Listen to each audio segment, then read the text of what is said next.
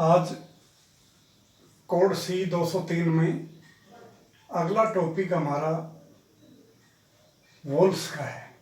Building technology unit 3 में walls. तो सबसे पहले देखिए कि वॉल क्या क्या होती है और उनका क्या फंक्शन है। तो wall load bearing wall, non load bearing wall और पार्टीशन वॉल और केविटी वॉल, ये आपके सिलेबस में मुख्य तौर पर है। लेकिन अगर सबसे पहले अपन बात करते हैं लोड बेरिंग वॉल की, लोड बेरिंग वॉल की बात करते हैं तो ये 1 ब्रिक थिकनेस की होनी चाहिए, जिसको हम 9 इंची बोलते हैं। ब्रिक अगर अपन ये देखें, एक मॉडुलर ब्रिक होती है, एक ट्रेडिशनल ब्रिक होती है। तो मॉडुलर ब्रिक का साइज होता है 19 इंटू 9 सेंटीमीटर। तो उसके अकॉर्डिंगली देखें तो 1 brick thickness, full brick thickness की हो तो लोड बेरिंग वॉल मिनिमम है, और पार्टीशन वॉल आपकी इसकी हाफ होगी 4.5 इंची, और इससे कम भी हो सकती है। और एक है केविटी वॉल। तो वॉल क्या है? वॉल आपके बिल्डिंग में रहने वालों को सन, हीट, कोल्ड, रेन, इन सब से बचाव करती है और एक सेफ्टी का काम करती है वॉल, नहीं सेफ्टी के तौर पर है। अगर मैं सबसे पहले बात करूं लोड बेरिंग वॉल की, तो लोड बेरिंग वॉल वह वॉल है जो खुद के वेट के साथ सुपर इम्पोज लोड को भी ले, ऊपर के लोड को भी वहन कर ले, वो है लोड बेरिंग वॉल। इसकी फाउंडेशन होगी और नीचे से स्टार्ट होगी। ये फाउंडेशन से इसकी आपकी जो स्प्रेड फुटिंग हो या कोई भी फाउंडेशन हो, वहां से स्टार्ट होकर ऊपर तक जाएगी, और वाल के ऊपर वाल होगी। नीचे वाल है तो इसके ऊपर भी वाल होगी, उसके ऊपर भी वाल होगी। यानी खुद के लोड के अलावा ये सुपर इम्पोज लोड भी बियर करेगी। और इसकी मिनिमम थिकनेस कितनी है? 9 इंची। अगर मान लो 2, 3, 4 स्टोरी की बिल्डिंग है तो इसमें ये मान सकते हैं अपन, नीचे की जो थिकनेस है वो अपन 1.5 ईंट या 2 ईंट 18 इंची 1.5 फीट की भी हो सकती है। वो डिपेंड करता है लोड पर, कमरे का स्पान कितना है, नहीं साइज कितने, रूम कितना बड़ा है, उसके ऊपर भी है, और किस पर्पज के लिए बिल्डिंग बना रहे। तो बेसिकली इसकी फाउंडेशन होनी चाहिए नीचे, और जो भी पीसीसी पे रेस्ट होते हुए, और इसके ऊपर आपकी जाएगी। और ऊपर की जो भी वाल हैं, यानी सपोज करो कि रूफ उसकी है, आरसीसी की है, स्टोन पट्टी की है, या गर्डर है, कोई भी है, वो सारा इस पर रेस्ट होगा। तो लोड किस पर रेस्ट होगा? वाल पर, और ये नीचे फाउंडेशन में ट्रांसफर करेगी। अब अगर बात करें इससे ऊपर जाएगी ऊपरी फ्लोर पर, तो ऊपरी फ्लोर पर भी दीवार पे दीवार होगी, और उसकी जो रूफ होगी वो भी लोड दीवार पर रेस्ट होगी, थ्रू गार्डर, थ्रू स्टोन पट्टी, या थ्रू आरसीसी स्लैब या बीम के जरिए। तो इस तरह से लोड बेरिंग वॉल। सामान्य तौर पर जो रेजिडेंशियल है, अपन बिल्डिंग भी वैसे अपनी 2 प्रकार की होती है, एक फ्रेम स्ट्रक्चर, एक load bearing structure. Load bearing structure अपनी परंपरागत स्ट्रक्चर है, ओल्ड स्ट्रक्चर है, जिसमें क्या होता है, दीवार होती है आपकी, आउटर में, इनर में सारी लोड बेरिंग वॉल है, और वह सारा लोड अपना दीवारों के जरिए नीचे ट्रांसफर करती है। ये लोड बेरिंग स्ट्रक्चर है। फ्रेम स्ट्रक्चर क्या होती है? जिसमें आरसीसी का फ्रेम बनता है, बीम, कॉलम, स्लैब, इस तरह से, और उन फ्रेम के बीच में, कॉलम के बीच में आपकी पार्टीशन वॉल फिलअप करते हैं, तो उसको बोलते हैं फ्रेम स्ट्रक्चर। और ये आपकी ट्रेडिशनल है लोड बेरिंग वॉल या लोड बेरिंग स्ट्रक्चर। लेकिन फिर भी अगर हमारी ऐसी कंडीशन है फ्रेम, उसमें भी हम नीचे, अगर एक हाउस है रेजिडेंशियल, तो नीचे आउटर साइड में सेफ्टी की वजह से, हीट की वजह से, साउंड की वजह से हम लोग क्या करते हैं, प्राइवेसी की वजह से क्या करते हैं, नीचे 9 इंची की वाल या 1 ब्रिक वाल ही रखते हैं। और इनर हाउस के अंदर है जितनी भी, वो आपकी एक तरह से पार्टीशन वाल। तो आई थिंक आपको क्लियर हुआ लोड बेरिंग वाल क्या है। लोड बेरिंग वाल वह वाल है जो खुद के लोड के साथ और ऊपर सुपर इम्पोज लोड भी लेती है, और उसकी फाउंडेशन नीचे तक है, फाउंडेशन पे रेस्ट होती है और ऊपर तक जाती है। सामान्य तौर पर लोड बेरिंग स्ट्रक्चर 3 स्टोरी तक मुख्य तौर पर रहती है आपकी। उससे ऊपर में फिर आपकी इनकी वॉल की थिकनेस बहुत ज़्यादा चाहिए, तो उसमें प्रॉब्लम आ जाती है। दूसरी है आपकी पार्टीशन वाल। पार्टीशन वाल का जैसे आपने देखा कि ये स्पेस को डिवाइड करती है। मान लो बड़ा हॉल है, उसमें बीच में पार्टीशन वाल लगा दी, तो ये दो भागों में, दो रूम में उसको कन्वर्ट कर दिया, दो में आपको डिवाइड कर दिया। तो ये सामान्य तौर पर ब्रिक की भी हो सकती है, मेटल की भी हो सकती है, वुड की भी हो सकती है, ग्लास की भी हो सकती है, या और लाइट मटेरियल कंक्रीट है, होलो ब्लॉक है, उसकी भी हो सकती है बात। लेकिन सामान्य तौर पर ब्रिक मेसनरी को अपन इस तरह से रखें तो फुल है, ऐसे रख दे तो हाफ है, तो 4.5 इंच थिकनेस में ब्रिक मेसनरी पार्टीशन वाल। लेकिन ये क्या होगी, अपना खुद का लोड लेगी, अपना सेल्फ वेट लेगी। ये फ्लोर पे भी शुरू कर सकते हो, ये आप आरसीसी स्लैब से भी खड़ी कर सकते हो, या अगर आप नीचे ग्राउंड फ्लोर है तो फर्श से भी कर सकते हो, या छोटी सी किसकी फाउंडेशन भी लाइट आप दे सकते हो, या नहीं है तो एक बीम डालकर 2 कॉलम के बीच में उस पर भी खड़ी कर सकते हो।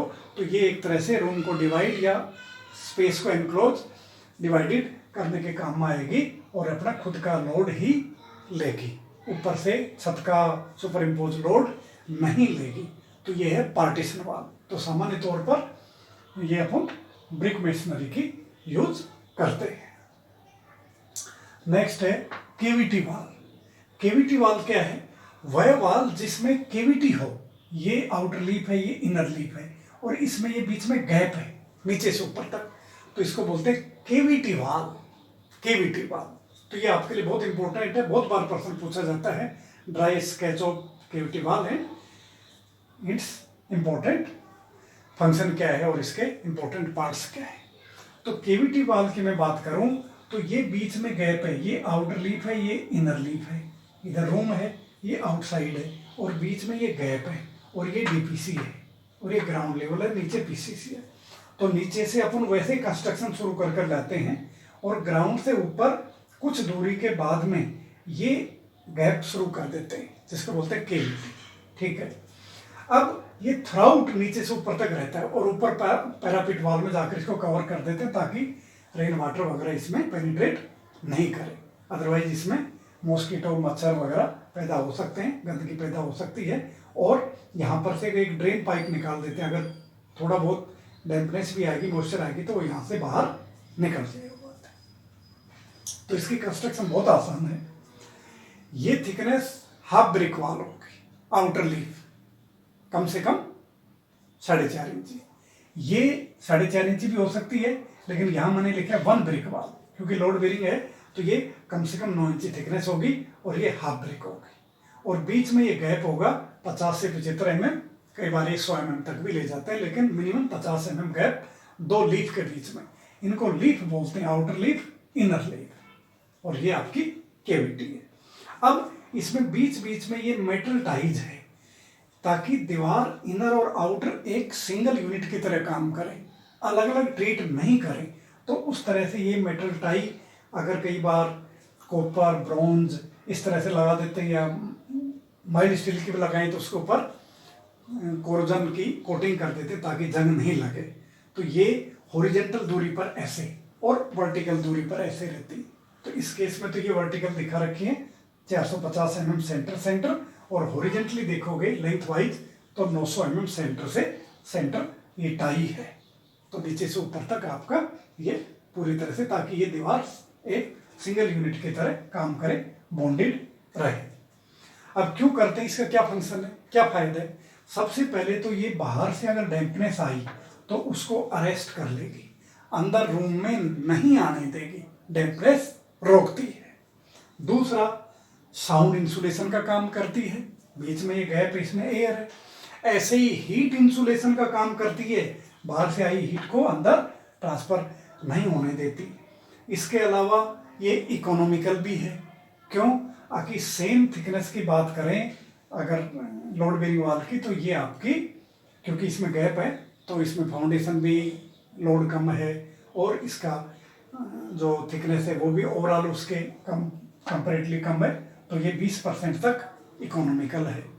Sound, heat insulation, dampness prevent करती है। तो ऐसे बहुत फायदे हैं इस केविटी वाल के। कंस्ट्रक्शन कोई मुश्किल नहीं है, बहुत आसान है।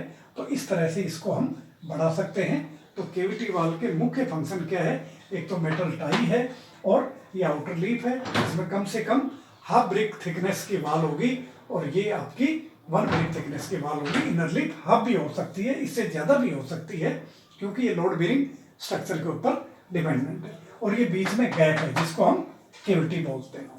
तो मिनिमम 50 है और 75 mm है, कई बार 100 mm तक का ये गैप हो सकता है। और नीचे से ये पीसीसी सेम फाउंडेशन अपनी, और यहाँ ग्राउंड से ऊपर कुछ दूरी के बाद ये केविटी शुरू हो जाती है। इसमें से कई बार क्या होता है, अगर कोई वाटर भी आ जाए डैम्पनेस का, तो इसमें इस लेवल पर ये एक ड्रेन निकाल देते हैं। तो ड्रेन क्या होगी, जो इसको आसानी से इस वाटर को बाहर ड्रेन ऑफ कर सकते इस वाटर को। और यहाँ पर दिखा सकते हो आप इस तरह से, ताकि उससे क्या होगा कि आपका वाटर यहाँ परकोलेट नहीं करेगा और बाहर पास आउट हो जाएगा। तो इस तरह से लोड बेरिंग, पार्टीशन और केविटी वाल है। आजकल फ्रेम स्ट्रक्चर में पार्टीशन वाल यूज हो रहे हैं। पार्टीशन वाल को आप डायरेक्ट स्लैब से शुरू कर सकते हो, उसमें कोई ज़रूरी नहीं है अब उस वाल के नीचे वाल हो या बीम हो। जनरली तो क्या होता है, वाल कहाँ से ढाओगे, या तो उसके नीचे वाल हो या बीम हो। तो इसमें ना तो नीचे बीम की जरूरत है ना वाल की जरूरत है, आप स्लैब पर से भी डायरेक्ट इसको खड़ा कर सकते हो। पार्टीशन वाल फुल हाइट तक, सीलिंग हाइट तक भी जा सकती है, 2.5 मीटर 3 मीटर तक भी, और हाई लेवल तक 2 मीटर 2.5 मीटर तक भी आप कर सकते हो बात। अगर कोई बड़े हॉल को आपको किसी कॉमर्शियल पर्पज के लिए करना है तो कोई ज़रूरी नहीं सीलिंग हाइट तक जाए, उसमें आप वुडन पार्टीशन भी कर सकते हो 7 फीट हाइट तक भी। और इसका मुख्य तौर पर ये स्पेस को डिवाइड करने के काम में आती है आपका, लेकिन ये रूफ का लोड या सुपर इम्पोज लोड नहीं लेती, अपना खुद का लोड लेती है। ये जो ट्रेडिशनल बिल्डिंग है, परंपरागत है, ये इनमें अपन सारी लोड बेरिंग वाल यूज करते हैं, जो खुद का और ऊपर सुपर इम्पोज लोड को भी वहन करती है, इनकी फाउंडेशन रहती है। और मिनिमम थिकनेस 9 इंची है, इसकी मिनिमम थिकनेस 4.5 इंची है। इसकी ज़्यादा हो सकती है, ये 2 इंची 2 ब्रिक भी हो सकती है, 1.5 ब्रिक भी हो सकती है, डिपेंड करता है आपका, पहले मैंने बताया, साइज और लोड के ऊपर। तो केविटी वाल आपके लिए बहुत इंपॉर्टेंट थी। इस तरह से आपने देखा कि वाल्स, इसके फंक्शन क्या है, पर्पज क्या है, कितने टाइप की है, और केविटी वाल का किस तरह से आपका इसका फंक्शन और डायग्राम। Thank you.